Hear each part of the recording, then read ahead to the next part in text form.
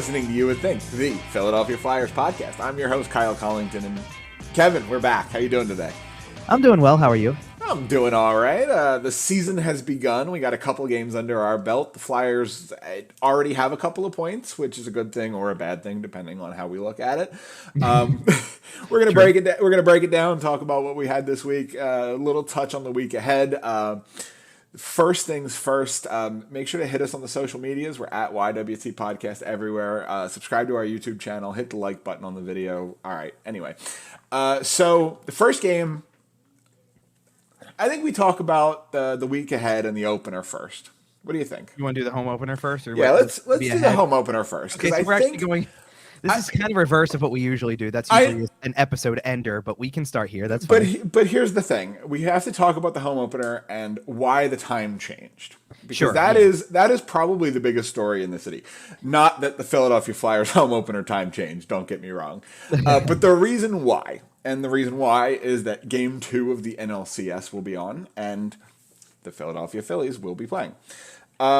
Kevin, right. It's been a fun run so far. I know we're not a Phillies show. We're not going to go too deep into it, but no. But here's the honest truth of the matter. And anybody who sees me on what do we say, the platform formerly known as Twitter, how we call it. So anybody who follows me there knows I tend to be pretty active during the games. I mean, even the Flyers played on Thursday, and that was the same day as Game 4 of the LDS, and I got like 15 minutes removed from posting my game recap of the Flyers game and doing my job, and then was on to the Phillies game, and it was, oh wait, by the way, so we have 2 more innings of like this drama and stuff, like, you know what I mean, like so I get invested in that type of stuff. So I'm first of all, I'm happy that Monday is Game 1, so I can completely put all of my attention there.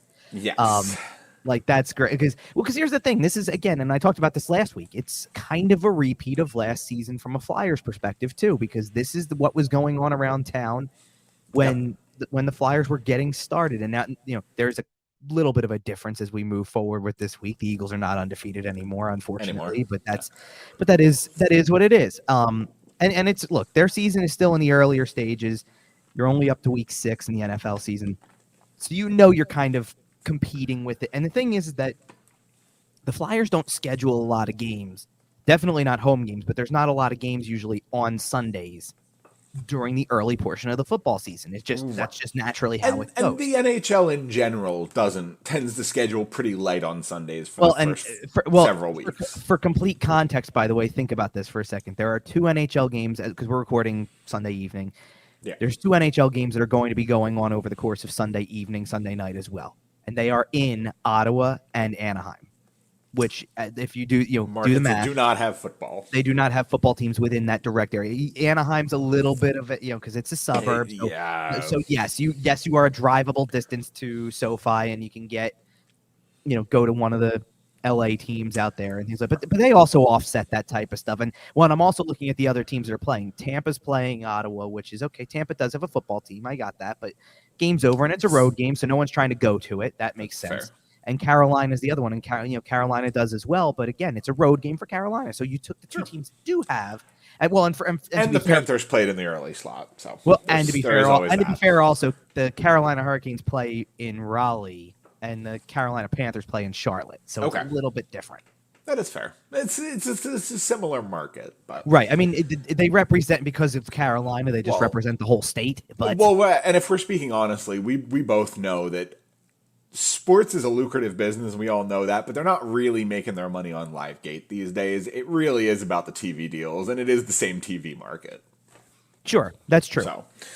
But anyway, so the point being that yes, it's like that, and that's the thing. So, but this is where you start to see, like, I can remember games last postseason for the Phillies, I should say. And it's funny, as we're touching on games around the league, Tampa ties it up. Yes, I know, it literally just popped up in front of me as well. Yep. But that's what I'm saying. Like, we were tracking, like you're tracking or keeping an eye on what's the score of the game going on either across the street. Like, and here's the thing, like full disclosure from me anyway, I didn't attend the first handful of home games last season because I was in California for a wedding. So I was not able to be around, but I know that people were at, like, the Phillies were playing at 2:30 or 2 o'clock Eastern time on the clincher against the Braves last year, and the Flyers had a game at 4:30 that day or something like that. And it's like, that overlaps. For me anyway, we're down there at the same time. You might have people who try to go down and pull off the doubleheader if it's separated by enough, from a fan perspective, because it's okay. You can walk in, 5 minutes late to the start of you're going to be okay. Yeah. And you're just making a choice. You know what I mean? Although fans will not have that option on Tuesday because it is just a 1 hour stagger. The Philadelphia Flyers will be taking on the Vancouver Canucks with puck drop shortly after 6 p.m. Eastern. Yeah, well, so my thought for that one was, truthfully, because the Flyers are also hosting kind of like a block party sort of thing in the afternoon. I think it's from 3 to 4. I think it's as from a home opener. Well, I think it's from 3 to 4:30, which makes a lot of sense because basically what that allows you to do is from 3 to 4:30, it leads right into the time that the doors open. That's when people can start going inside typically. Sure. I wouldn't be shocked if people, because sometimes the complex gets a little stingy about this type of stuff and wants you to have a game ticket. I know people who were buying Wings tickets to be able to get down in the parking lot early. Yep. For whatever it was. I think for one of the Eagles playoffs. I remember that happening. Yeah. So it would not shock me in the slightest if people showed up on Tuesday to this block party and maybe tried to find a ticket that's cheap just to be able to get in and start the party early. It depends on how stingy they're being about Phillies tailgaters, but yes, I agree that is absolutely a possibility, and I think you'll see a lot of red, white, and blue mixed among the orange and black. The good news is they're not playing a team that wears those colors. Truly, the Vancouver Canucks, safe color scheme, no problem. Yeah, I mean, exactly. So, but either way, like it's an interesting. You know this too because I think you attended the game against San Jose when the Phillies won the pennant last year. I did. Yeah, I was showing up kind of in the same vein of it. And now the cool part about that game was, and I kind of liken this to the Thursday game that's upcoming when they play Edmonton. The Flyers don't play until 7:30. And now, in this case, they would be the only home ticket in town. Right. But they don't play until 7:30, and the Phillies are going to play at 5 o'clock. So a big chunk of the game is probably going to be over. Let's put it this way, stranger things, too.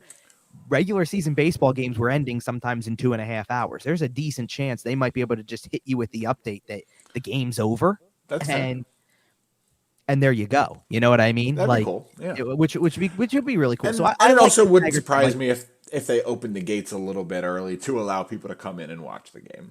Potential, I could see that, especially for only, you're talking probably it's an hour difference, I think, is what it would be from when the doors would typically open. So maybe they open the club a little early. I was going to say, at least the Cure Club, let that bartending staff make all that money. Well, sure. And this is the thing too, right? Are you going to turn that down? Correct. You're already going to have people going down there early anyway to be at Xfinity. That. So. But yeah, my timing last year was pretty fantastic because I did tell this story on the podcast about a year ago, but I arrived home in Philadelphia, sprinted to my grandmother's house, threw our bags down, ran to the stadium, got in, got through the line, got through security, met up with my cousin Jackie and her significant other. Shout out, Jackie.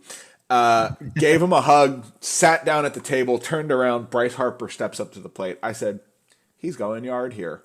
And then he hit that home run, the one in the 8th inning, the one that essentially secured the Phillies spot in the World Series.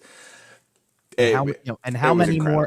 What's even more incredible is how many more since they're not pennant winning home runs. I get that, right? But how many more moments has he had as a player? Man, I heard a story. I had the same series. Game 3 was just this during this past week. I had a similar type of moment where I'm like, if they get him up here, this is his spot where you blow the roof off the place. And then 3 pitches later, he blew the roof off the place. Did you hear the story? So apparently, Phillies relievers play a game in the bullpen. Okay. Once per game. I already know I haven't heard this, so this is already good. once per game, a pitcher can throw his hat down. Okay. When as a batter's walking to the plate and he's calling a home run. And if you call it and you're wrong, I assume there's money on the line because we're talking about professional athletes. Of course they're gambling. Right. You throw your money down or you throw your hat down, this guy's going to go yard here. And one of the relievers threw his hat down for Kyle Schwarber leading off game 3. And it obviously didn't hit. Right. Harper comes up a couple innings later in that 3rd inning, that big tense situation, 3 hats on the ground. Yeah, I bet. 3 hats on the ground because they all knew. Bryce Harper is rapidly climbing the list of the most clutch athletes that have ever played in Philadelphia. He's one of the most beloved in Philly once they win a championship. Notice I did not say for the Phillies. Oh yeah, no. This one of the most clutch athletes to wear a Philadelphia sports uniform across the big four. Yeah, one of the most clutch. And then I'm going to take it a step further. And again, and look, this is you don't have truthfully, you don't have to win a championship to enter crazy beloved territory. Oh, he's already locked in. Well, no, there's plenty of examples of that already that you can, that people should be able to list right off the top of their head. I'm like getting to the point where they win a World Series at some point before that contract's up, and there's a lot of time left still. Like, it's hard to believe, by the way. He's played here for 5 years. You got 8 years left of this. I know. But he wins a World Series, even just one during that time, and he's in Brian Dawkins territory. He's getting a statue, right? Like, exactly. Like it's you're on that level, and I don't, Well, and the thing is, we all know that a Phillies World Series win will include a clutch Bryce Harper moment. It feels like it should. It has to. It has to. But anyway, right. So, but okay. So that was the reason why the game got moved up. Yes. Home opener is at 6:00 now. I think that will probably put a pin in our Phillies talk for now. So, tune in next week. If they're still winning, we'll be talking about them. So, I mean, there's a lot of stuff that can happen between now and the end of next week. I think. Oh yeah. What is it? 5 games are going to be played before then, or 5 games are on the schedule. Right, yeah. like it's Monday, Tuesday, day off Wednesday, Thursday, Friday, Saturday. So a large chunk of the series will be decided by the time we run our next show here. Yeah, I mean, at bare minimum, someone's going to have 3 wins in the series. Bare minimum, it could be. There's a way it could be over. But like someone's going to have 3 wins. That's that's enough. that's more for that. Man, but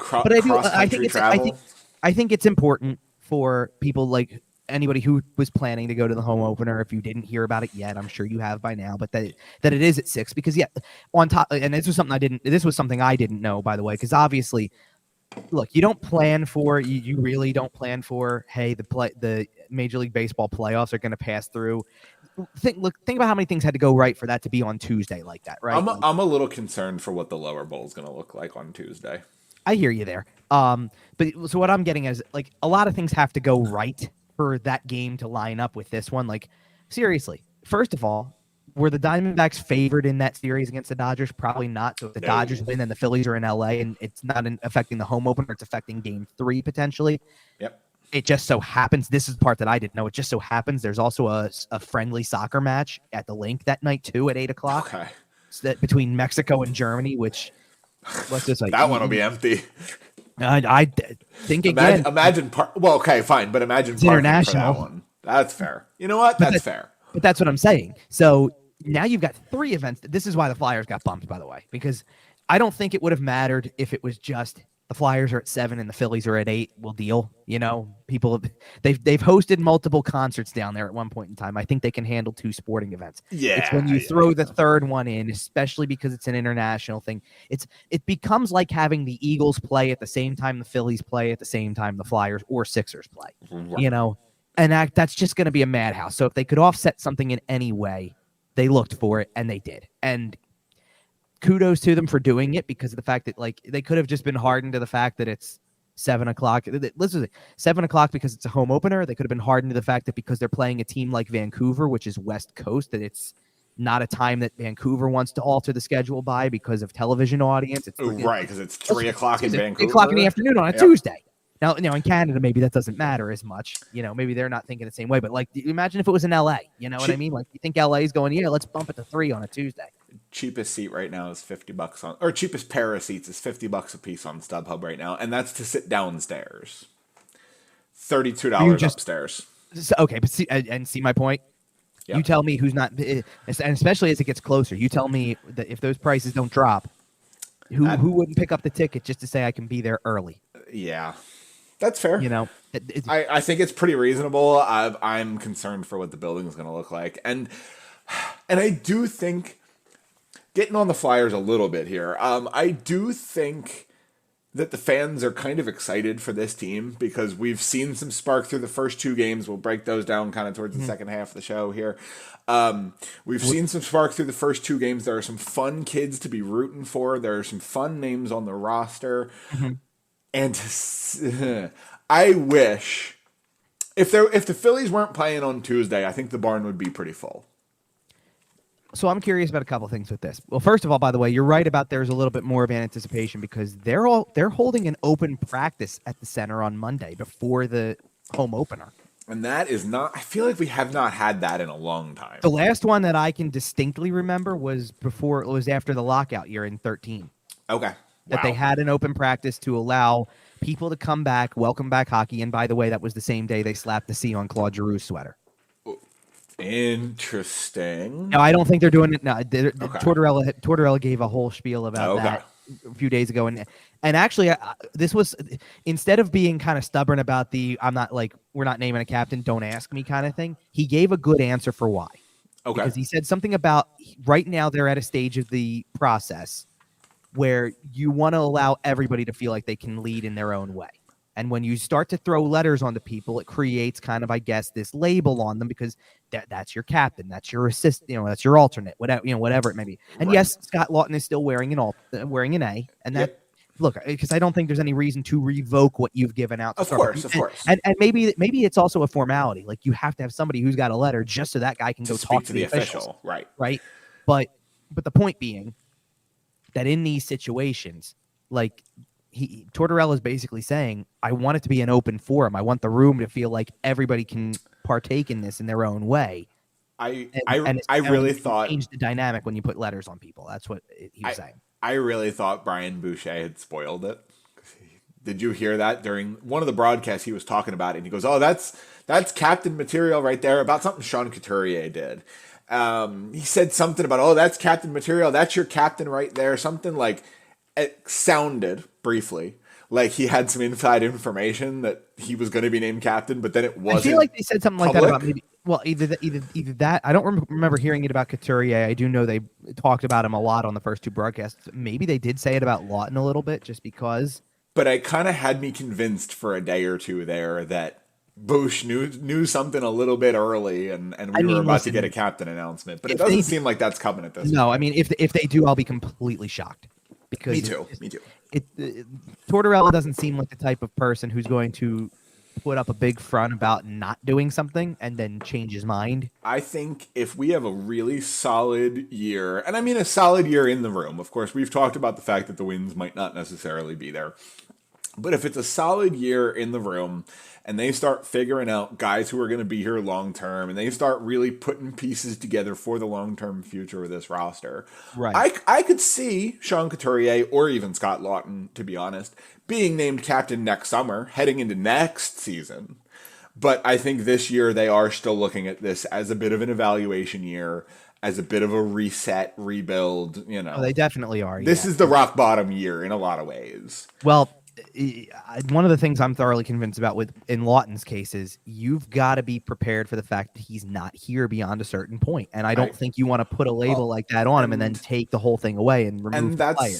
And that's why I think it may end up on Sean Couturier just because he does have the contract certainty. Yeah, right. He has a contract. Exactly. Well, right. I get that. But Lawton wearing that A is not going to do harm to his trade value. No. Oh, God, no. At all. I'm not trying to say that at all. I'm saying that's why you don't take the step. Like everybody kind of thought maybe. Everybody kind of thought maybe they would take that step because he kind of was a de facto captain last year. And they can, continuing to insist that they don't or won't do it. And it's like, okay, now that they've continued to proceed this way, you got to think a little bit about that possibility that like maybe it's just because they don't want him, they eventually have plans to have that conversation and move him. I do also find it important to mention, and we don't have to spend a ton of time on this. We don't have a graphic for it. That's fine. Scott Lawton did prove some leadership this week. He was the first NHL player to come out and publicly say, in addressing the Pride Tape ban, which I'm sure people have heard about. We're not going to go into it. The NHL effectively banned Pride Tape. I don't know if it's going to hold up. We'll see. Scott Lawton was, from what I saw, the very first player to publicly come out and say, I'm just gonna put it on my stick. I I'd like to think see you're what they right. have to say. Is I Yeah, believe the phrase he I used. think you're right. Like I don't think he was the first player to comment on it. Right, but I think he was the I think first he was the first who said, person I plan to use it, and to that's the way be that it is. openly defiant. Right. And And I will say, whether you agree with his message or not, whatever, I personally do. If you've listened to this show long enough, you know that. He's correct. He is being a leader. He is showing leadership. And he is saying, I don't agree with this. I am going to be using it. I would like to see what the NHL has to say about that. So, yeah. okay. If he does end up being named a captain at some point in his NHL career, I will not be particularly surprised, whether it is in Philadelphia or if he does go on to have a secondary career elsewhere. And it depends on where he would go. That would maybe surprise me if he was named a captain, only because, look, you can plop him on a team that is where he's around a bunch of other people who are leader worthy, and it's like, well, listen, then you can be an alternate for, let's put it this way, you can even look at Claude Giroux in that case. Claude Giroux goes to Ottawa, and it's like, well, he's not going to just jump in and become the captain of that team because he's one of the veterans. You've got a captain who's a young leader at that. Yeah, signed forever. Signed. Yep, exactly. Yep. And you can lean on the leadership of Giroux in that sense. Sure, they do have an A on him, I believe. Sure, and as a past captain, and you say, help bring him along. That's. Yeah. So Lawton could do the same thing. There's no reason to believe otherwise. Anyway, do we want to get into the games that actually were played instead of the look ahead? Yeah, since you mentioned the looking ahead thing's going to come back up, by the way, because I do, based on what we're going to talk about with the two games that were played, I kind of have a tie-in to what's ahead. But let's start with the actual where the season began. Yeah, absolutely. So the season began in Columbus. Ivan Provorov had some things to say the day before the game. That's true. We could talk about that. Took some shots at the organization, but when it comes down to it, the Philadelphia Flyers won the game. And I know we're kind of comparing apples and oranges a little bit in the Columbus situation, but it is two teams that are struggling. Expect to be towards the bottom of the Metro this season, right? The Columbus Blue Jackets made some interesting roster decisions going into that game. The Flyers did as well. All right, Kevin, what did you say on during this first game? Kind of a one thing that results in the other kind of thing, because the Flyers played a really good game. I will give them full marks for playing a really good game in the opener. They did. Absolutely. You could see it kind of from the beginning, because in that first period, it took them 3.5 minutes to get a goal. It was off of a turnover. Actually, not even really a turnover. It's a good defensive breakup by Igor Zamula at the blue line that then just sends them the other way. And there's nobody. There is somebody back, but he kind of loses his footing. And now it's a 2-on-0. And first of all, for two players that are kind of hoping that health questions are behind them. Look, Sean Couturier, we hadn't played in ages. We know that, right? Yeah, it was really nice. He's rumbling in on it. So he's rumbling in on a 2-on-0, which is like, okay, that's already nice. And he's got Joel Farabee with him. And we're talking 3.5 minutes into the game here, like right away. Yeah. And let's be real about something. In years past, the Flyers have messed those situations up, the 2-on-0. Yeah. One too many passes forever and ever. This was a straight up, let's just give and go. Farabee to Couturier right back, and Farabee was ready for it and lifted it right up and over. That is what two of your better scoring forwards should be doing on that play. And I think that you saw it because Farabee's reaction after the goal, I think, is pumped up for himself a little bit to score a goal in the opener and kind of come right out with that scoring mentality. Pumped up for Coots. But I think it was also for Couturier for getting a point right away. Look at this. Welcome back. You're in the lineup again. And he has an assist right away. And toward the end of that game, I'm not trying to jump the gun on some of the other scoring that happened. Toward the end of that game, you're seeing the face-off percentage that Couturier can have and what he's able to do when he's on the ice. It's like that makes a difference. It does make a difference in how this team will play. And again, I'm not going to question the ability of Sean Couturier. No. Look, is it going to take time for him to be his usual self? Sure it is. But I'm not going to question his abilities more than I'm going to question whether or not he stays on the ice for the whole year. And it's not even about gas tank. It's more about, does he stay healthy? Because and to his credit, they're through that, that was a 6-game preseason schedule. He played in 4 of them, I believe. Yeah. And then he was trying to get some work in for sure. Right. And now he's played in 2 regular season games. So he's played 6 games. It's progress. You can't take away like when you haven't played nearly right when you haven't played nearly 2 years, completing 6 games and coming out of it on the other side going, I feel fine to go back the next day. That's all you want to hear from him, you know. Absolutely, and he's looked, and it looks with every minute that passes, he looks more like 100% Sean Couturier. Sure. So you continue along with the continuing along with the first period of that game. Columbus ended up tying it up, and on the goal, it was a goal by Jake Bean on a rebound, but Adam Fantilli got an assist. He was kind of the headlining story for Columbus, kind of going in. Yes. It's his debut. By this point, it had come after Bedard had played 2 games. Yes. So Bedard, by this point, had played 2 games, had an assist, had a goal. Looked great. Looked like the best player on the Chicago Blackhawks.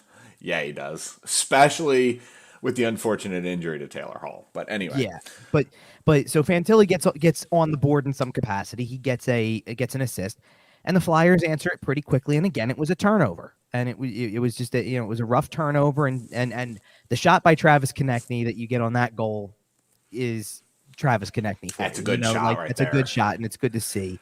And the thing is you started to go, so it's going to be one of those games. It's 2-1, and they're like 13 minutes into the game. And then nobody scored until the end of the third period when everything we got locked down. Well, 2 empty netters from the Flyer side, and there was 1 goal in between by Columbus that cut the lead back to 1 from centerman Patrick Laine. By the way, I think by that point, I'm going to look up at least what his shot total was. In the game, but I believe that he had to have had something to the effect of 6 or 7 scoring chances. I mean, he was. Laine is one of those just stupid, like, he just produces. Like, how Ovi's going to shoot the puck 300 times a year, Patrick Laine is going to shoot the puck 300 times a year. So Laine had 5 shots on goal, one attempt blocked, 3 missed shots. So there you go. And by the way, as a centerman, not typically being his normal position, was 4 of 10 on faceoffs, which is not horrific. Not too bad. 40% is not horrific. Right. For a guy who doesn't take them all the time. But you get the point. So Laine had a bunch of chances, so it wasn't necessarily surprising that he eventually got on the board. In between, by the way, so we just mentioned about Sean Couturier getting a point in the early stages of it. There was a lot of kind of storybook kind of aspects to the fact that it was Cam Atkinson's first game back in a year, and it's in Columbus, where he spends a lot of time in the off season and things like that. And it's like, and it's basically handed to him on a silver platter because it's an empty net goal that it was just pretty much. I think it was just Carter Hart just threw the puck up the wall and it comes out the other way, and it's like, here he goes, and he just wins a race, and that's the end of that. Turns out Cam Atkinson's good at that. Yeah. And then while they're trying to finish off the final 45 seconds of the game after Laine had scored, it was clear they were going to win the game, in the final seconds, but the puck is going down that other end of the ice, and Travis Konechny, for good measure, scored with 1/10 of a second left in the game. Hey, pad the stats, baby. Hey, listen, that's the best kind of last-second goal, and one where you don't have half a second left, so they feel the need to drop the puck again. It was in, and the horn sounds, and it's, and you just get to walk off with it. Yep. So, which, by the way, Travis Konechny picking right up where he left off at the end of last season, because he had scored 2 in the finale in Chicago last season, and he has 2 in the first game too. And Scott Lawton had 2 assists in the game. That's always good to see. Travis Sanheim got an assist on the last on Konechny's second goal, the last goal of the game. Right, and that really capped off a very impressive game for him, which is a big storyline, because when we get to the next game, that's going to change a little bit, but. He did. You have to give him credit that he had a very impressive game, first game of the season. I thought Zamula did as well, and that's another talking point we're going to get into in a little while. That Zamula played well. Bobby Brink played in this game. When we get to the second game, it'll be Tyson Forrester, so we'll talk about both of them. Brink, I thought, was for not putting up points, I thought he had some noticeable moments, which is good.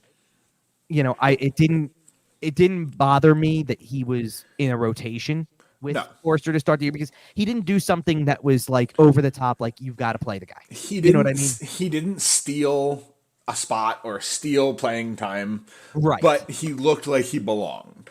Well, and especially if it's he didn't look out of place, right. Especially if it's something that's planned, because if it's planned and it's like you're getting game 1, you're getting game 2, no matter what period, unless someone gets hurt. Right, but the other part, I think the other part of the equation there is that not only if it was something that was planned, but it's like he didn't have the overly impressive game. Like he didn't have 2 goals like Konechny did, or he didn't have, score the first goal of the game like Farabee did, or he didn't, even down to the way that Sanheim and Zamula played. And this is where I'm going to get to with Zamula, is Zamula, I thought, for a defenseman, not the pass breakup that gets him an assist on the or the defensive breakup that gets him an assist on the first goal of the game. That's a type of play you want to see him make more of. And that's a type of play that I think can help buy you more time in the lineup. Right. And so I completely 1,000% understood how Brink and Forster were going to be in rotation. It was kind of leaning that way. And to be fair, by the way, it was such a good all-around team win in the 4-2 win in Columbus that you could look at the fourth line and say, yep, still no reason to break that up. Nope. And they looked like your best line at times in the preseason. Right. And they're continuing on with what they've been doing so far in the regular season. Well, and again, and I'm not trying to because Tortorella doesn't even do this. Like, I'm not trying to put numbers on the lines, but you had a group like it was it's Lawton, Cates, and Konechny. Well, they factored in for 2 goals. That stands out. Atkinson scored, and he was playing on a line with Frost and Tippett, I think, and then you had the other side, which was Farabee, Couturier, and I think it was I think Atkinson was on that line, come to think of it. And then, and then you had the other line in between, obviously. So, with Tippett, Frost, and Brink at that point. Or Brink was actually on that line with Farabee and Couturier. So it was Atkinson on the second line. So every line other than the fourth one contributed, is my point. Yes. So, and that's the thing. Like if everybody contributed and you get that kind of result, I mean, to be honest, it wouldn't have been outrageous if they would have said everybody's staying in. Right. Yeah. It wouldn't have been. But I can understand if you kind of have a predetermined agreement, especially with the 2 forwards, because I think that they're staying. There's been because there's been something to the tune of, because let's kind of hit the footnote on this from somebody who didn't play. Rasmus Ristolainen was not ready for this opener, which was kind of expected because when he went on IR once the I don't know if we even really got to talk about that. I don't think we did. Because the roster wasn't finalized yet. So we had kind of been down to the fact that somebody was going to have to go. Somebody, maybe one of these 3 between Brink, Forster, and Emil Andre, were going to have to go. Yes. And then we find out that after being assured that Ristolainen was fine, no problems, that he ends up on IR. Now, Danny Briere did say after the decision was made, it's backdated, so that he could have been able to come off on Thursday. That wasn't an issue. But ultimately he was, but then ultimately he wasn't available. So it easily allows Zamula to go in easily. Right. And Andre was the guy who sat out. Right. And then when Saturday rolled around and Ristolainen was still not able to play, then Andre went in and Zamula gets Andre right in. Yep. Well, it does, but Zamula is the guy who came out. Right. Which is, that one's more touch and go for me than the other. That's fair. Because I thought Zamula played well and I thought he deserved another shot at it. And another little detail about that, because I believe, and I saw that Anthony Sanfilippo had said something on Snow the Goalie about this, that Andre is the guy who's probably going down when Ristolainen's ready. Okay. And I can level with that because, better yet, you got him into an NHL game, and he had some good moments, but he had some mistakes, and you can see how the development needs to work. Let him go play 26 minutes a night in Lehigh Valley. And I give Tortorella credit because I have the box from that game up from his debut. Yeah. He played 16 minutes and 27 seconds. That's supremely solid. And here's the thing, out of that, the only defenseman that played more, and I think there's a reason for this, by the way, the only defenseman that played more were Travis Sanheim, Cam York, which you expect because those 2 guys are probably getting a bulk of the playing time. And Sean Walker played about 2.5 minutes more. And I think the reason for that was the amount of penalty killing that went on in the game. Okay. I don't know that you want Andre out there killing penalties. You may use him as a power play guy, but I don't know if he's the guy that you're sticking out there with his size. Especially let's just when you have Mark Stahl and Nick Seeler and Walker playing. Yeah, right. When you have them in the lineup and they have some size or just some snarl to their game, they're going to have more than Andre does. Andre is an undersized. He has no problem being physical, but he's not the biggest guy. Right, and I think you want to preserve that 4 5-on-5 and power play because he can probably he will excel with the open space more, right? Well, sure, and he's getting his feet wet, so maybe you didn't even want to throw him into a penalty kill situation that early. like let's put it this way, you're also taking in that sense. Then you're taking away also like Sanheim's supposed to be able to kill penalties. You could try York on the penalty kill if you want to. Like you got other guys who you can look at and try things out with. And if there's one guy you're going to hold out, maybe it's him. Right. It makes sense. Anyway, so that was the only one I didn't agree with. But if ultimately that was a way to get him into a game kind of as a predetermined thing, and Ristolainen's close to coming back, maybe by the opener even, we'll see. Then, because I think it's a day-to-day thing at this point. Like, and he'll wake up and be ready to go, or he won't be. Right, and he could play Tuesday, he could play Thursday, he could play Saturday. Who knows? But the bottom line is that if that's what they decide to do with him, I think that that's the right call. I don't mind keeping the two forwards up, even though they're in a rotation right now, just because I think that I think there's a greater chance that at some point in time, sooner or later, you're going to find a reason to break up somebody and then make a call like that. Right. And two, you're one injury away from needing somebody else.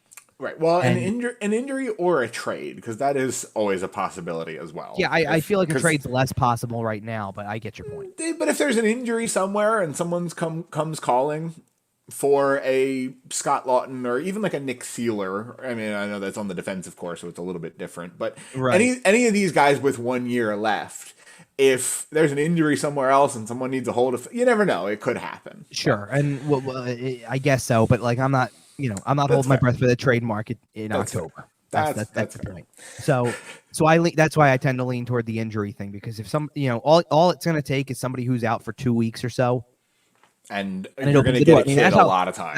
That's like, think about this for a second. That's how Sam Harrison got his first chance to come up, his first real look. Well, right, because an injury allowed for him to have a spot. That's kind of how Tyson Forrester got his first chance, because it was another injury. There's an opening. Yep. And instead of calling up a guy that they feel like that they rely on as a veteran, they gave a kid an opportunity, and then he ran with it. So that's how you got to kind of try to manage the lines and the lineup decisions a little bit. Right. I can't go overboard in 2 games. You know what I mean? Like, look, do I think that it was the right call to pull Zamula from the lineup after that first game, the way that he played? No, but I assume he's going to be back in on Tuesday. Right. And if that's the case, then you take the one game and you understand the purpose of trying to find spots for everybody. And I you know what? Like, I think I get it more from a defensive standpoint than a forward standpoint, because I think everybody can look at the forward group and say that there's an understanding of why guys have to play, why Cam Atkinson has to play, why Sean Couturier has to play, things like that. And yet you're also keeping these other 2 forwards around to be able to kind of put them in and let both of them dictate when both get to play together, potentially too. Like, I'm definitely interested to see both of them in the lineup at some point. Right now, if somebody has a series of bad games and you feel like it's worth pulling a guy from the lineup, I think people look at the forward group and understand the dilemma that they're facing more than with the defensemen, if that makes sense. Like, I think people look at the forwards and they say, okay, listen, all of these guys could be good players this year, all of them. And when they play their best, obviously, right? Like they can be a decent forward group on paper when they're at their best. A lot has to go right for that to happen. Of course. Defensively, I think people are going to look at Zamula and sit there and say, what does this guy have? What does Mark Stahl have over this guy that the way he played in game 1 doesn't get you in? Or with Nick Seeler or whatever. You know what I mean? And that's where I think people are going to, and again, like, I don't want to jump the gun on this type of argument because it's been 2 games. If 2 games turns into 2 weeks or the rest of the month of October, then that's a conversation worth having, because the whole build-in during training camp was that Mark Stahl's not going to play every single night, and I assume that goes for a Nick Seeler type. Maybe Walker's kind of a guy who becomes a mainstay, and you start to rotate in among the other 2, and I can understand that, but somebody's going to have to bite the bullet. And their play will also help dictate that, right? Like, guys will. Right. You hope that, especially the young guys, will reach out and grab the roster spot and refuse to let it go, is the hope. Right. And force a guy like Mark Stahl to the sidelines, or force a guy like Nick Seeler to the sidelines, and make Tortorella choose between them to rotate instead of you. But either way, It has been interesting so far. I think you've seen kind of around the league Mhm. that teams are treading their guys in slowly. Like I know I alluded to it a little bit when we talked about the Columbus decision, but Adam Fantilli was in the opening night lineup, but Ken Johnson was not. Right now, And that caused a lot of controversy among Blue Jackets fans because sure. Johnson had a poor camp, but had a good year last year and kind of expected to figure in Right. on night one. Well, and this is one of the things too, because I expect better from Columbus as a team in their play throughout the course, like during this season. I think they're going to be a better team, way better team than they were last year. Absolutely. And now, listen, we also shouldn't overshadow the part where in literally the first game that they play, which was the Flyers' first game, also obviously, Yes. that there's a situation that happens, a collision that happens behind the net, and next thing you know, Zach Werenski skating off injured again. Yeah, it's No, it's unfortunate not to as see. significant as it was last year. This is not going to end his season, but they're still talking about a probably 2-week recovery. Yep. And you're immediately back in the same boat. Like the whole reason I thought that, or I feel that Columbus is going to be better this year is because of their health, is if Right. they stay healthy. Because it's hard to be less healthy than they were last year. Well, sure, and I've said this in the past that I thought that once they realized it was out of reach, once they realized that like there's no saving this thing with the amount of injuries that they had, that they went all in on the Bedard Fantilli level sweepstakes, And they got Fantilli out of it. Good for them. And they got Fantilli out of it, exactly. Yep. Absolutely. And look, to their credit, they beat the Rangers the other night. Yep. You know, so good for them. Like good for them that one game. What I'm looking at when it came to like the Flyers played as good of a game as they could possibly as good of a team game as they could possibly play. It was it was really hard to critique anything negatively. I mean, like, yeah, there's moments where they gave up quality scoring chances, but so did Columbus, and Columbus probably managed the puck worse than they did. Like they finished the game out shooting Columbus after kind of a shaky first period a little bit. Like, and not shaky in the sense that they weren't leading the game, but they weren't dominating the first period despite having a 2-1 lead. They then took control of the rest of the game from there and shut them down, Right.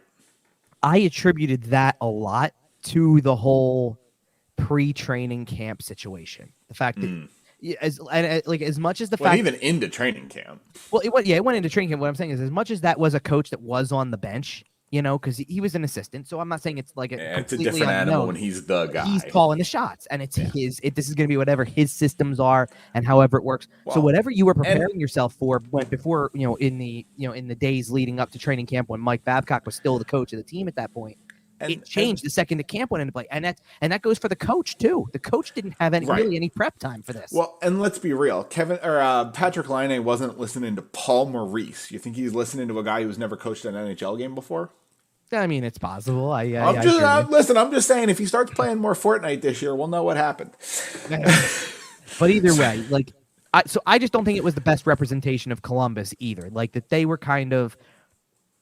Like that looked like Columbus of last year a lot more because of the fact that it was the first game under a new head coach that was not head coach a month ago, pretty much, or about a month ago, or a little more. Certainly unusual circumstances, right? So it was unusual circumstances, and I do think that, I don't think that it'll linger long. But let's put it this way, like I said, I think Columbus is going to be better this year, right? Last season, the Flyers won the season opener as well. And they won against the New Jersey Devils, who ended up finishing with over 100 points and in second place in the division. Flyers won 4 of their first 5 last year. They did, yes. Yeah. My point with that is that did it mean that on day one New Jersey was a bad team because the Flyers handed it to them in the first game and won 5-2? The first 3 to 5 games can be pretty rough for some teams. Sure, and that's the thing. So. That was and to me, that was the best case scenario of what happens when the team is playing well. Yes. You got good play out of your defense. Your goaltender was on point. Your forwards contributed at different points. You played a close game. You played a disciplined game. There wasn't as many penalties in that first game, so it was pretty solid all around. And then when it came down to it at the end, you got the situation. You scored 2 empty net goals to put this thing away. There you go. That is a formula for winning a game sometimes. And then you get to Saturday, and Saturday was a very different story. Yes. If you're watching on our YouTube channel, the graphic uses an interesting word. It says Flyers overpowered by Senators, and I absolutely agree. Full disclosure, pulling back the curtain here, Kevin typically makes our title cards. I fully agree with the word choice on this one. Well, this was the article too. So Okay. if wherever you're reading me, that was so on sportstalkphilly.com too. That Yeah. would mean yes, it And was overpowered. it really was. It felt like a big brother just kind of holding his little brother in a headlock and noogieing him for 2 hours. Pretty much. I mean, it was an interesting game because yes, it started lopsided. Yes, they got, it was pretty quick again. The first goal of the game was in the first 4 minutes, just like the first game was. This time it was Ottawa scoring that one. It was off of a kind of off of a bad play all around. Andre was behind. Now, Andre, by the way, by this point is maybe taking 1 or 2 shifts tops. You know what I Right. mean? He's just getting his feet wet in the game. And he gets muscled off the puck and turns it over. And then next thing you know, it ends up in the back of the net, and it's going to happen, and it's a learning curve, and that's the way that it goes.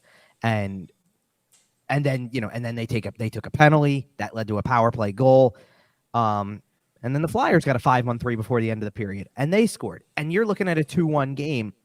And for about a period's length of time from when the Flyers scored to make it 2-1, Carter Hart held them in the game.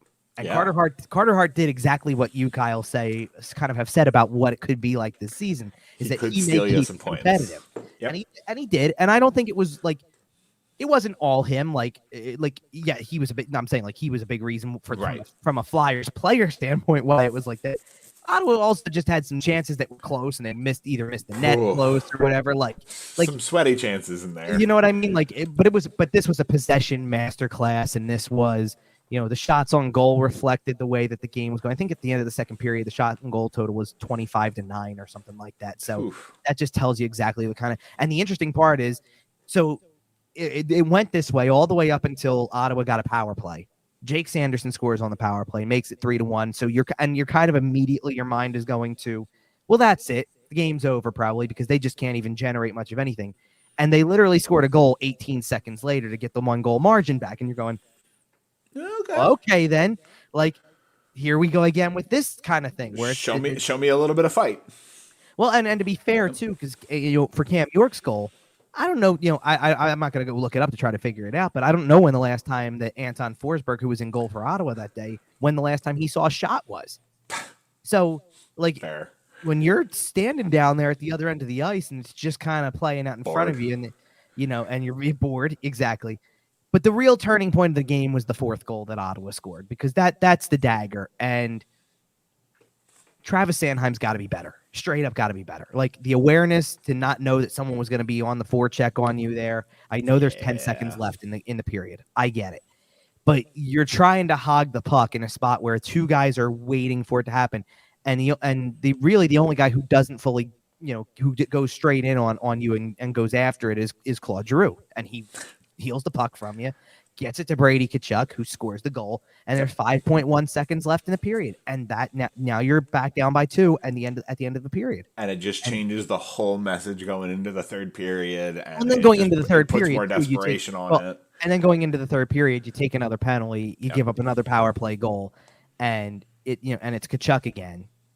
And he gets left alone down in front of and again, there was a lot of talk about whether or not, because I think he went for a stick lift or something like that, and they were looking for an interference call or something like that. And it's at the same time, Mark Stahl lost his stick, went over to pick it up, came back, and then pulled away from the coverage and left him wide open. It was just bad. It was just bad. And to me, the way that as soon as that type of stuff happened, I think I even said it after. I think I even put it out there after the first Tkachuk goal on the Sanheim mistake more than anything, which was just to look at the situation and go, listen, this is going to be the way the season's going to go.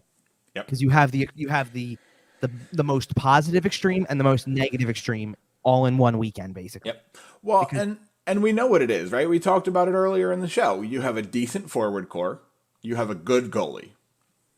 You have one defenseman with some talent in Travis Sanheim. And in an ideal situation, he's probably a 4 or a 5, frankly.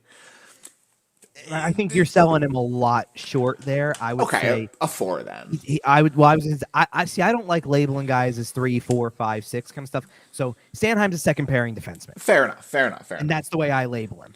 And he's being called upon to play top pair minutes. That's just the way that it is. And in game 1, he earned it. He earned every ounce of what he played. I think I saw he played 26 minutes in the first game. Sure, he did, because he was going to play a lot of minutes all year. Well, but he did in the first game in Columbus because he was playing well enough to earn the minutes, especially at the end of the game. Right. Like if he's playing like that, you're going to put him on the ice and you're going to see the potential that's there. And I don't think that Cam York has played particularly poorly. I like, again, Cam York kind of is what he is, though. He's also in that second pair category. And then you have the only other defenseman that I really have a lot of positives to say about is Sean Walker, who I don't think really had a blemish in his game in the early in these first 2 games. It doesn't mean he was solid. It doesn't mean he was outstanding. It just means I don't think he wasn't a liability. He was not a problem area. And you saw things from Nick Seeler or from Mark Stahl that made you say, okay, that's going to be an adventure. This is kind of the point of what Tortorella was saying about horror show, right? Like they had moments where you're like, yep, horror show. And guess what? The only other guy I can't say anything negative about is I thought Zamula's first game was really good, and then he didn't play in game 2, which is right.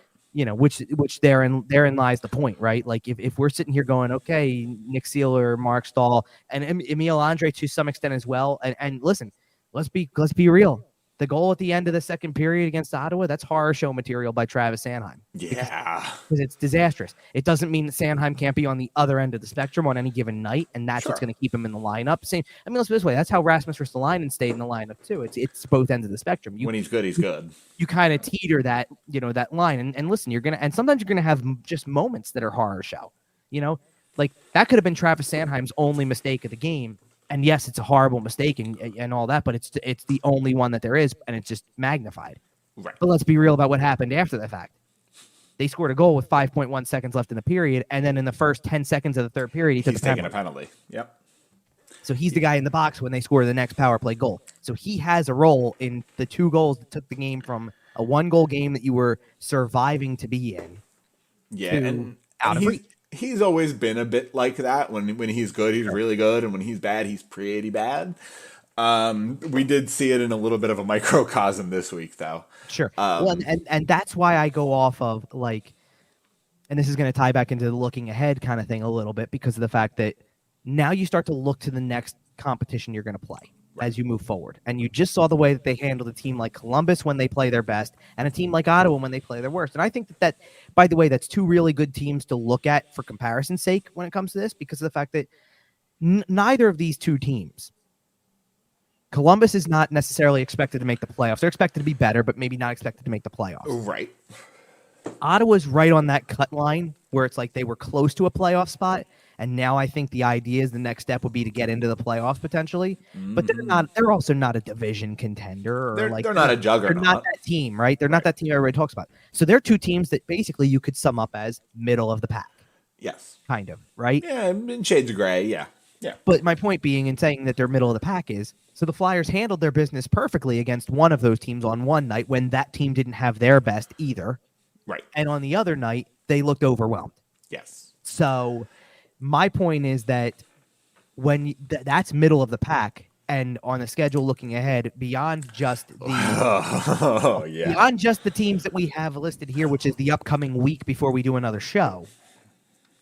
And let's just I don't even look at Vancouver in this category. Vancouver to me is still more middle of the pack. But let's put it this way. But Vancouver, we cannot deny, as we sit here recording this episode on Sunday evening, is 2-0 in 2 games. Absolutely. We can't deny that fact. And by the way, 2-0. And Elias Pettersson looks gross, by the way.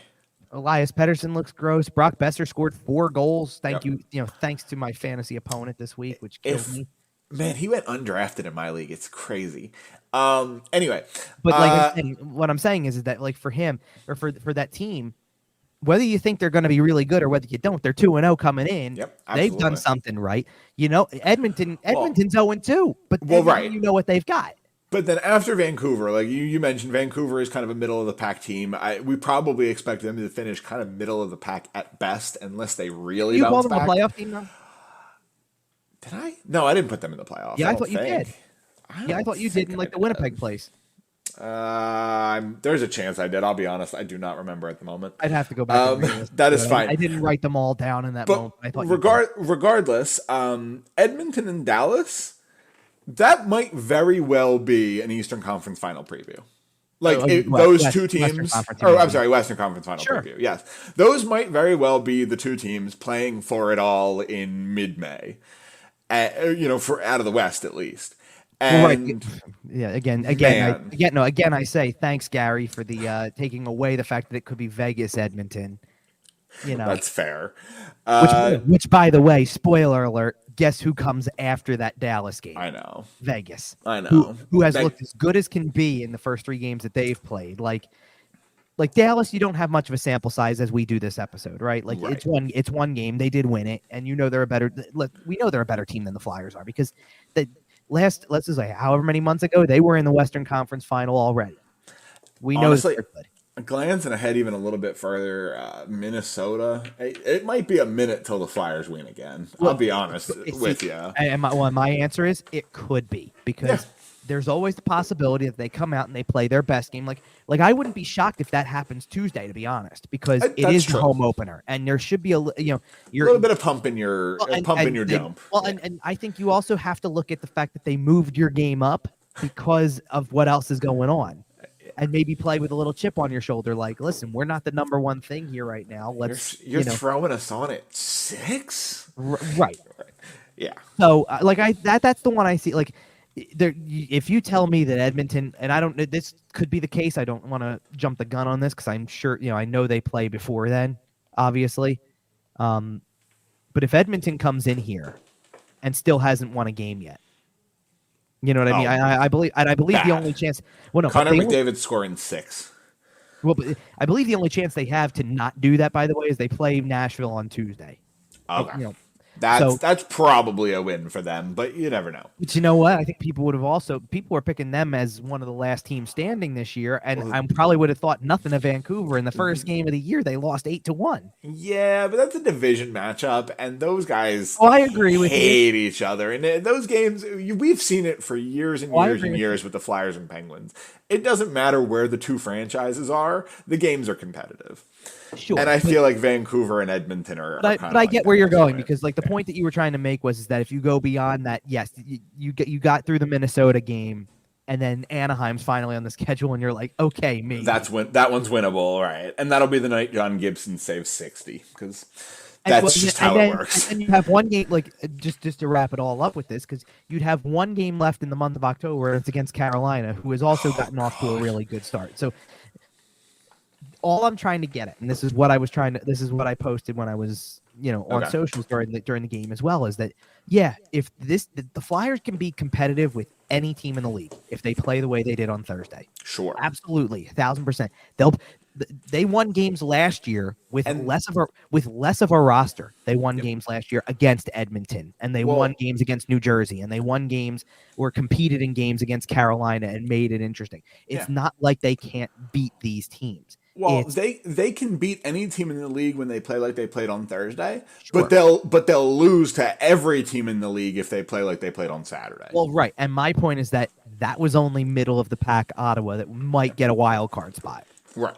Now put them up against Vegas is hanging 10 on you. Right now put them up against Edmonton, Dallas, Vegas, Carolina, and any of these teams. Right, and does it come back down to earth a little bit to an extent?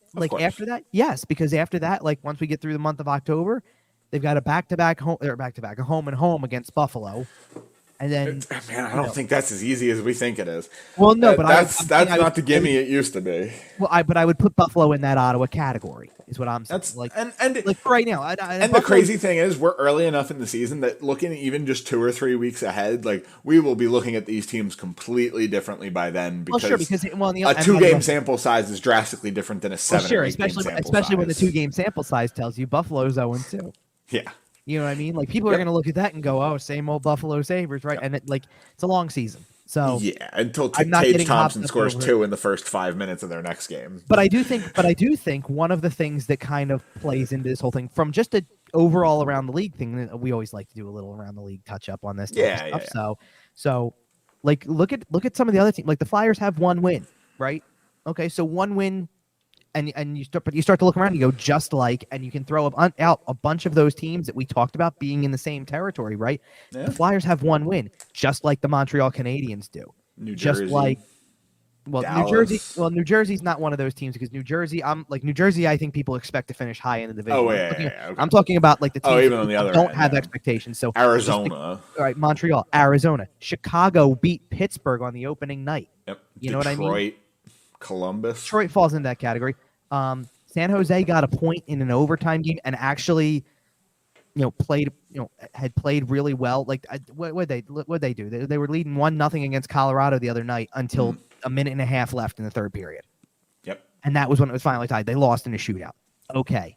And I just don't think you can look at some of these teams like on the other end of the spectrum. You know what I mean? Like I don't think you can look at some of these teams on the other end of the spectrum that like I don't know you can look at Edmonton or Edmonton, Seattle, LA hasn't won a game yet, and you're Florida. Yeah, now Florida's an interesting one. Yes, Florida should be. I'm not saying Florida's going to be like worse than that, but and again, it's only 2 games. I know that, but can you imagine? Right, we're talking about such small sample sizes. But isn't like here's the thing. The impact, because I would venture a guess that if you asked a bunch of Flyers fans from last season, what do you think the 7-3-2 start in 12 games did for the overall picture of the season? That many of them would tell you that stretch of wins and coming out of the gate really strong probably was where the chances to really be in a position for Bedard were derailed. Yes. Because you already said that on this show. Right, because you already established something weeks into the season. Like they were playing by the time this was really going off the rails, it was mid-November.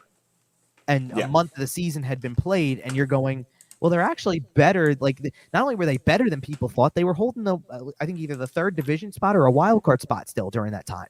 Right. Like, they were technically, that was like, remember, that was also like somewhere in the middle of that. That's where we got the only 5 points out of a playoff spot conversation. Yep. Because it was, and everybody, the problem was everybody could see the writing on the wall anyway, because it wasn't just that they had started off well, but they were losing so many games in a row. It's like you realize that the only reason you're 5 points out of a playoff spot is because you came out and won 4 of your first 5 of your first 7. I know the decision wasn't officially made until March, but I'm convinced somebody decided Chuck Fletcher was done when he made those comments. Maybe John Tortorella did. Guaranteed. Oh, yeah. But my point being with that whole thing is that what you do in October, it may not, like for a playoff team, for a team that has playoff hopes, you can still bounce back after 2 games lost. Yeah. It's not a big deal. Of course. But the wins that you get, or some of the losses, could influence the final position ultimately, especially if it grows into a stretch. Sure, if you're only going to end up with 60 points, getting an extra 4 or 6 in the first 2 weeks of the season matters. Well, think about something for a second, too, because I want to make sure I get the number right. I believe it was 75 was the Flyers' point total last season. Something like that, yeah. I'm going to double check it just for reference, okay. But the point I'm trying to make is, so let me see here. Yes, 75. Yes, 75 points. And the Flyers finished with a 31, 38, and 13 record to get those 75 points, right? I just mentioned the first 12 games. 7-3-2. 7-3-2. Well, 7-3-2 through 12 games is 16 points in the standings, which means that from that point on, they didn't even top 60. Right. They got 59 points for the rest of the year. That also means that after winning 7 of their first 12 games, that they only won 24 for the rest of the season. Yep. Well, and if are you looking at last year's standings? Yes.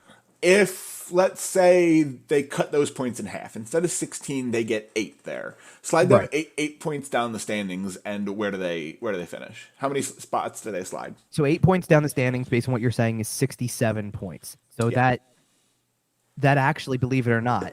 Now, it depends on who they were winning games or losing games against. Yeah, that of would course. Fluctuate. We're just... But based on the final totals, that's actually right now I'm only looking at the Eastern Conference because that's what's right in front of me. I'll scroll down for the West in a second. But 67 points was actually 1 point behind the Montreal Canadiens.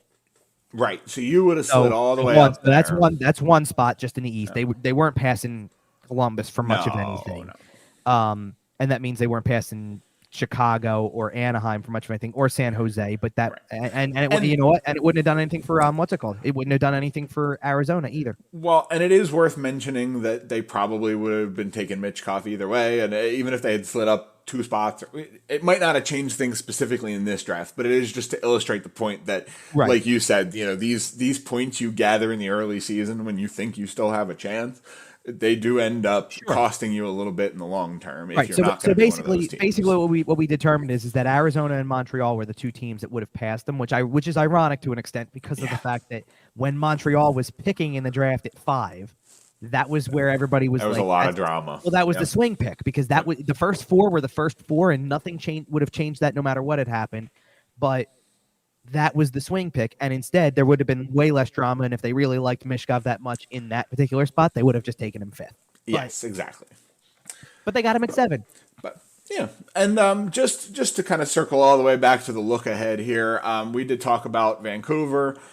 Mentioning the fact that Connor McDavid, the best player in the world, is coming to Philadelphia on Thursday is worth mentioning. You know, I know we talked earlier about a baseball series that may or may not be happening on some of these days, but you know, Connor McDavid only comes to town once a year, and it's still fun to see the most special player in the world. Right, and then, like, let's put it this way: they haven't scored a lot. Edmonton. 2 games, they've got 4 total goals, which it's got to be coming, right? Well, sure, but like everything is where you would expect it to be, right? Like Draisaitl scored on the power play from McDavid and Evan Bouchard for the only goal of their opener, and then when they played Vancouver again, the first goal was Draisaitl from Nugent Hopkins and Hyman. The second goal was McDavid from Nugent Hopkins and Draisaitl. The third goal was Nugent Hopkins from Bouchard and McDavid. So nobody else has points. It's the same 5 guys basically. It's all. Welcome to the Edmonton Oilers. Right. It's McDavid, Draisaitl, Nugent Hopkins. I think, like I said, Hyman got in there barely, and then Bouchard. That's the 5. Top heavy? Is that?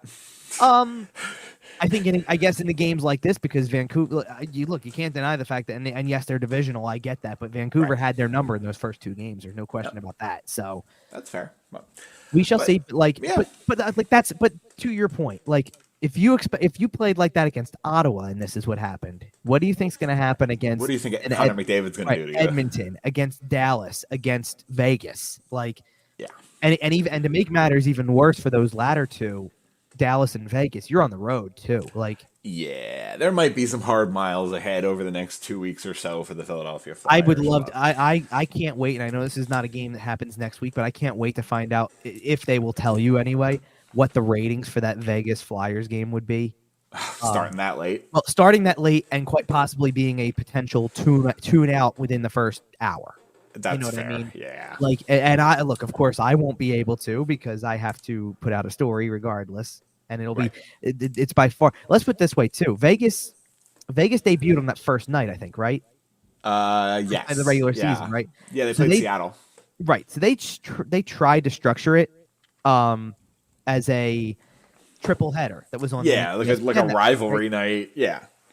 Which is fine. Like, the first game went off. I think the first game went off at 5:30. At Nashville and Tampa, which is a little weird, but whatever.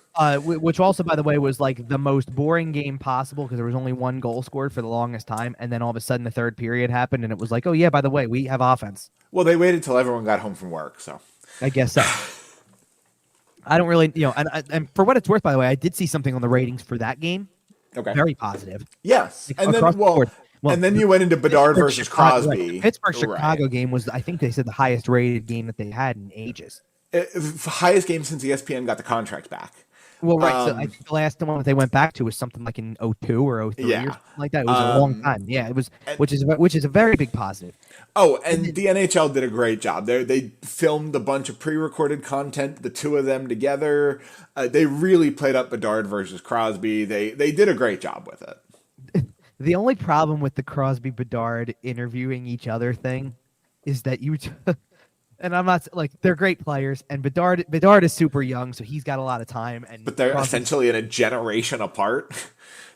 It wasn't even that. It's Crosby's not the biggest personality on the planet. Crosby and McDavid's the same way. They're not big time personalities. They just go out and play well, right? Like that is their personality. To be fair, Sid has opened up a little bit, literally just over the last couple of years. Like, he has started to embrace his role as an elder ambassador to the sport. I Like, agree he has with started that. to open up a little bit. And I think that something else that works for Crosby is take him away from something that was like as staged as that thing was, where it was like positioned to be like they're in a locker room together kind of thing. Yeah. Like, I think Crosby's a great, there. If you've seen some of the clips that he's done stuff with Nathan McKinnon since they're from the same hometown, and they go to like a Tim Hortons for the day or something like that. That's funny. He's having a blast, and he actually, you go, oh, this guy has a personality, Right. or even just something like the Penguins do something where when their season ticket holders, where you'll get your full season tickets delivered by somebody, and when he goes out, you can see he's personable and he's invested in what he's doing in the community. I feel like that. So I think that's good. This was so staged that they Yeah. took two guys that basically it felt like have no personality at all. Because Crosby's talking to him like he's doing an interview, Right. And Connor Bedard's most clever thing is lying about cooking so far. Well, but here, you know what the problem with Bedard is, and it's not a problem. It's just this is the way he's been. Bedard has been spotlighted for so much of his young life to this point that he's been so media trained since like 13. Yes, that we're not going to get anything fun You're or not funny getting out of anything him. special from him right now. He's not like. Well, basically, since he has biggest- developed a personality as a human being, he's been media trained. Well, right, and here's the other thing too. The biggest thing that you're going to get out of the fact that they sat him in an like let's have Crosby and Bedard talk to each other. The biggest thing you're going to get out of that is he's not wide-eyed by it. Like, right. There's he does look fairly comfortable. Like he just looks at the situation like, yeah, this is my life. I'm I'm this guy now. And you're right about the Crosby angle of that, where he kind of was able to share like a little bit of like I was that from everything. In juniors, he was that kid, and then yes, you're a first overall pick, and here's how it goes. That's all good. But he is embracing the role of being a little funny. I don't know if you've seen some of the behind the scenes clips. The producers are like walking him through it, and they're like, yeah, we got the new guy and the old guy. And every time he said the old guy, Sidney Crosby leaned in and went, older. Yeah. So like the new guy over here and the old guy, older. Like every time. And it was that funny little bit of, listen, I don't like Sid as a hockey player. We've all talked about the pain and trauma he has caused to this fan base, but we have also talked on this show about the fact that we respect him as an incredibly talented hockey player, as well as being an excellent person. It seems like he's just kind of a decent dude. It's kind of infuriating, to be honest. Well, I know, and here's for me, it took a whole new different angle with it, because one of my last non-media years was 2011-12. Okay. So that playoff series and the way that things went. Yeah. Well, no. It was just like you felt like you couldn't. There was nothing you could say positive about that guy at that time, because I was still watching as a fan too, right? I don't like him. I've watched him play in person now more times than I can count.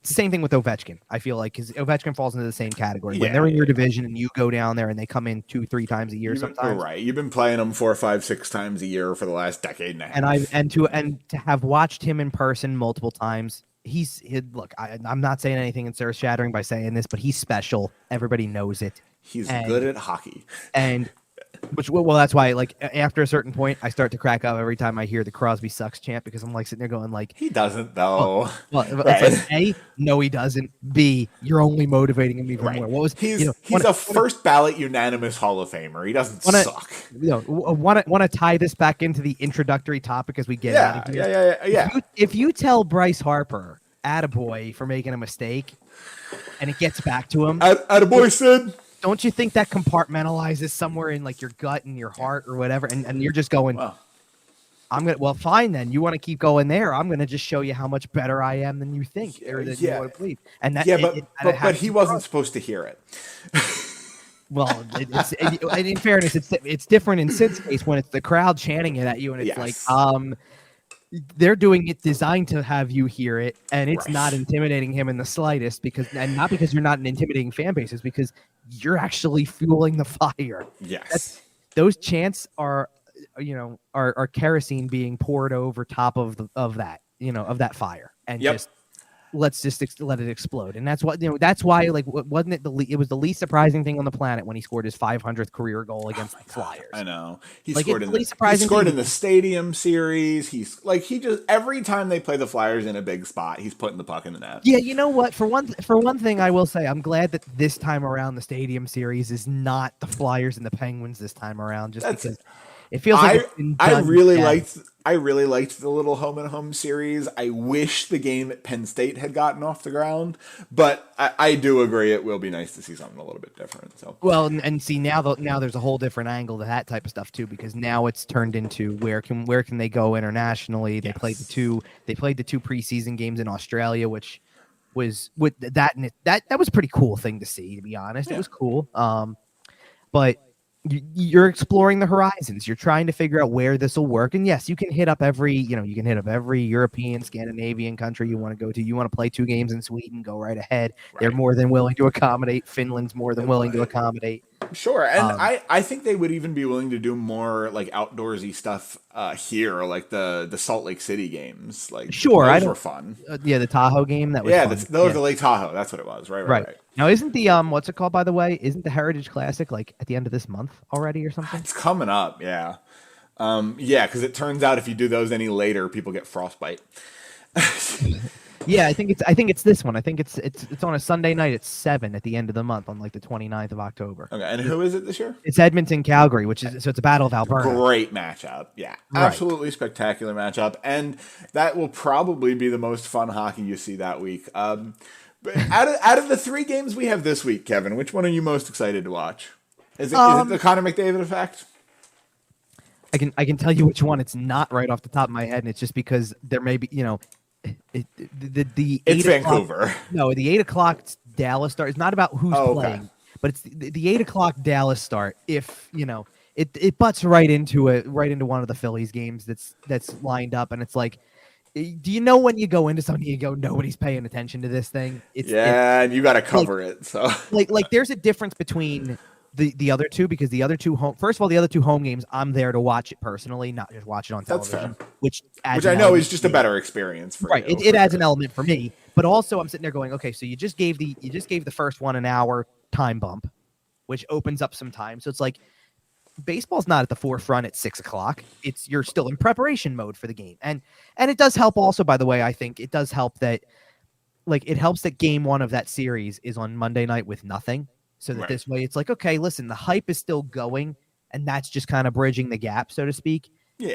But because it's isolated a little bit, it feels a little different. I think the Edmonton one's going to feel the same way. The Edmonton game starts 2.5 hours after a baseball game would start. So for all I know, and like, look, I hope it's not the case, but if the Phillies were losing game 3 badly enough by the time it's nearing its end, and the result at hand, you might switch over to the next. Yeah. Well, switch over is a loose term in this case, because I want to double check and make sure for people, so people aren't blindsided by this. Yes, it is. Okay.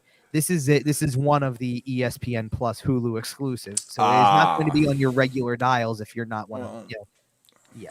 That's fair. So which is the only reason why it's at 7:30, to be honest.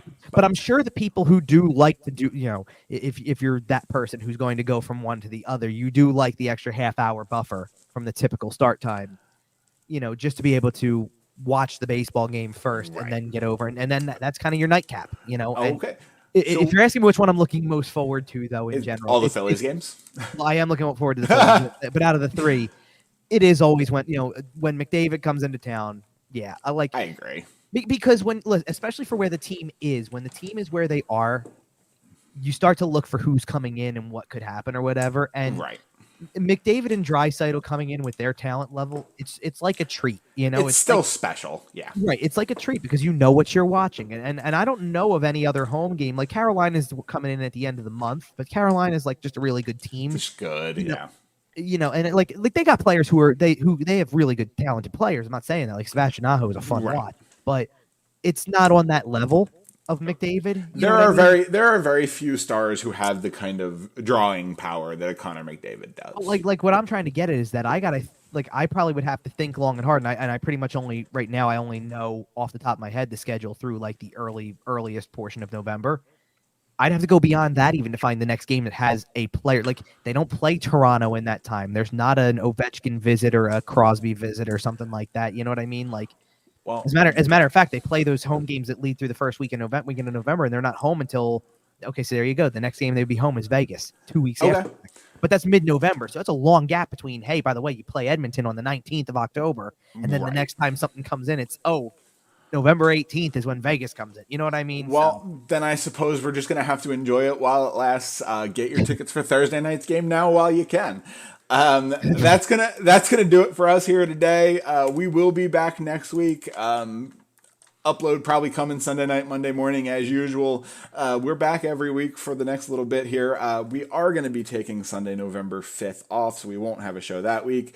But other than that, I think we're pretty set up to go weekly for quite a while here. So make sure to hit the subscribe button. Follow us on the social medias at YWT Podcast. Kevin is at Kevin_Durso. Find us everywhere you find your podcasts, including sportstalkphilly.com. Check out all the Phillies coverage over there, by the way. Michael Lipinski is doing a great job covering this Phillies team.